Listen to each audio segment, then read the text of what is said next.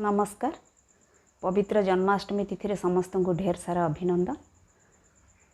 आज हूँ दिव्य पुरुष श्रीकृष्णकर जन्म दिवस। आषाढ़ मास कृष्ण पक्ष अष्टमी तिथि। से होउछंती हिंदू मानकर आराध्य देवता एवं विष्णुंकर अवतार। अवतार अर्थात अवतीर्ण हेबा। से देवकी गर्भरु धरापृष्ठ अवतीर्ण होइथिले पापर विनाश पाई एवं धर्मर प्रतिष्ठा पाई। जेतेबेले ए पृथ्वी रे अधर्म एवं पाप बढ़ी चलची सेतेबेले भगवान जन्म नेइछंती पापर विनाश करी धर्मर स्थापन पाई।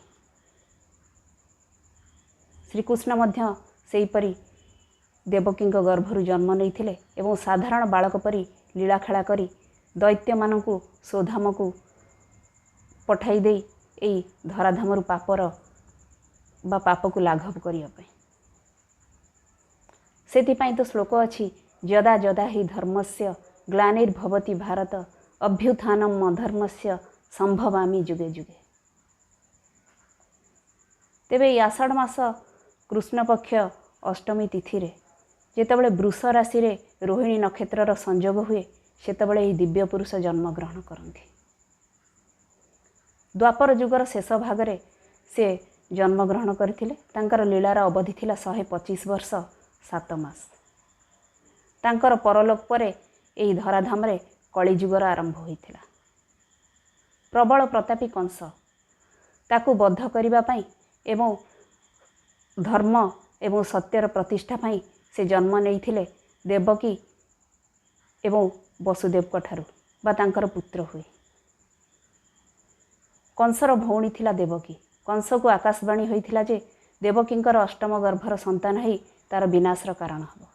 सेथिपाई कंस देवकी एवं वसुदेव को बंदीशाला रे बंदी करी रखिथिला। देवता एवं ब्रह्मांकर अनुरोध क्रमे से जन्म नेइथिले श्रीकृष्ण रूप रे एवं कंस को बद्ध करी सत्यर प्रतिष्ठा पाई बा शांतिर प्रतिष्ठा पाई से धरावतरण करथिले। से जन्म हेबा समय निज पितामाता को जन्म हेबार उद्देश्य मध्य कहि देइथिले। जन्म हेबा समय से शंख चक्र गदा पद्म धारण करी निज पितामाता को दर्शन देइथिले। तांकर जन्म हेबार उद्देश्य थिला दैत्य मानकु विनाश करिबा। सेथिपाई से निज पितामाता को कहिथिले तांको गोपपुर रे लीला खेला करिया को पड़िबो साधारण बालक परी। सेथिपाई तांको नंद राजांक घरे रहिबाकू पड़िबो एवं सेठारे जो कन्या जन्म होईची तांको बंदीशाला को आनी श्रीकृष्ण को नहीं गोपपुर रे छाड़ी देबा पई। पिता वसुदेव मध्य तांको आज्ञा पालन करी तांको गोपपुर रे नहीं छाड़ी आस्थिले एवं वर्णित होईची जे से जेतेबेले जन्म हेले बा गोपपुर रे जेतेबेले वसुदेव तांको छाड़ीबाकू गले सेतेबेले बंदी गृह दिव्य आलोक रे आलोकित होइथिला। तांको गोड़रू बेड़ी खोली जाइथिला एवं बंदीशालार द्वार मध्य उन्मुक्त हो जाइथिला। प्रबल वर्षा एवं जमुनार उछुला नदी पार होई वसुदेव जाइथिले श्रीकृष्ण को बा बाल्य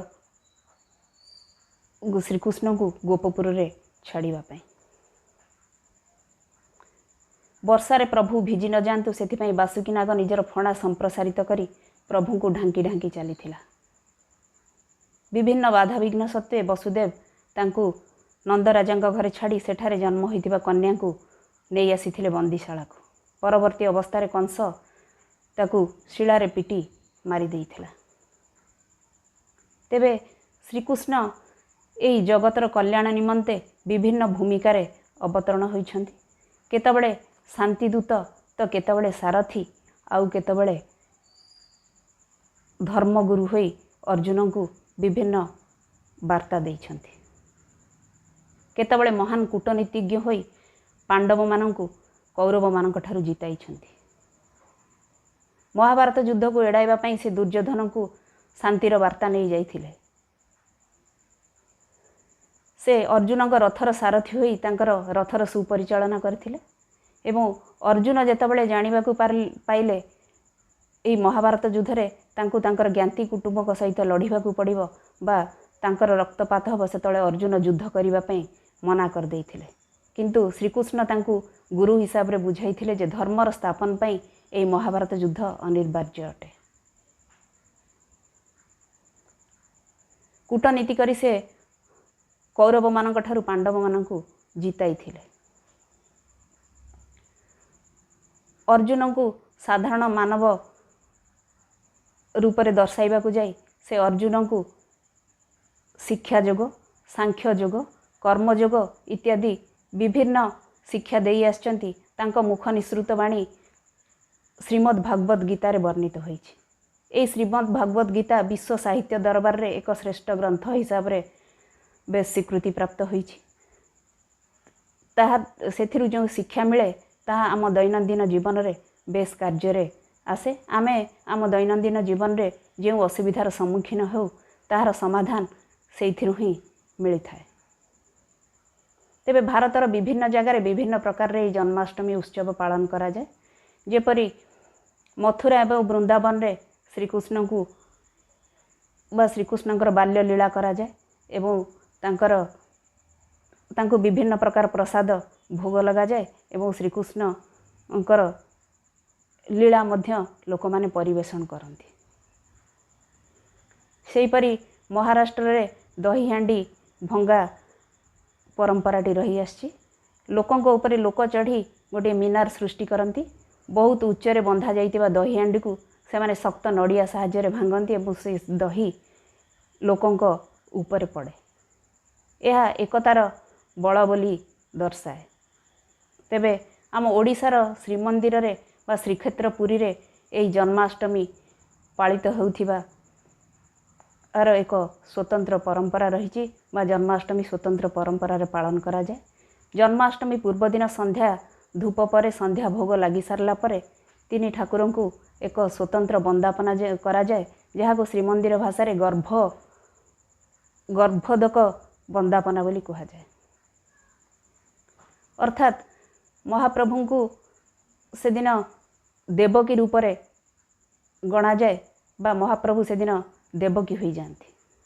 से जेउट भोग लगा जाए एवं से देवकी किपरि श्रीकृष्ण को बिना जंत्रणा रे जन्म देवे बा सुरुखुर रे जन्म देवे से स्वतंत्र पूजा अर्चना संग को स्वतंत्र वंदापना मध्य करा जाए।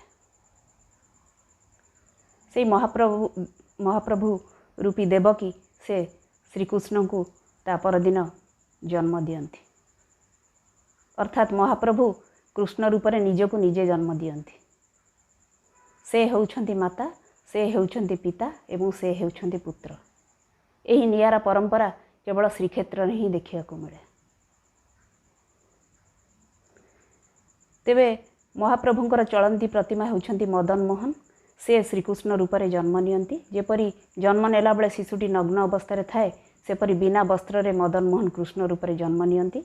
एथिपाई मदन मोहन को जगन्नाथंक ठारू आज्ञामाଳ मिली थाए एवं से ही आज्ञामाळ मिलिबा समय रे महाप्रभु को प्रार्थना करा जाए, हे महाप्रभु, हे दारु ब्रह्म, तमर आज्ञा पाई मत्स्य रूपी अवतार मध्य उद्भव होछि। सेहीपरि ए श्रीकृष्णंकर जन्म दिवस पालन करिया पई आपण आज्ञा दियंतु। ए श्रीकृष्णंक जन्मदिन उत्सव रे भक्त माने तांको पई उपवास बा व्रत रखती एवं तांको दोली रे बा बाल श्रीकृष्ण को दोली रे झुलाइबार परंपरा मध्य रही। विश्वास करा जाए तांको दोली रे झुलन रे झुलाइबा द्वारा निजर जन्म जन्मर पाप क्षय होगा सहित निजर समस्त मनस्कामना पूर्ण हुए। तेबे आज आमर यही आलोचनाटी आपण मानकु किपरि लागिला आपण निजर मतामत कमेंट बॉक्स रे जणाइबा सहित आमर चैनल को लाइक, शेयर एवं सब्सक्राइब करिवे। रहिली नमस्कार। जय जगन्नाथ, जय श्री कृष्ण।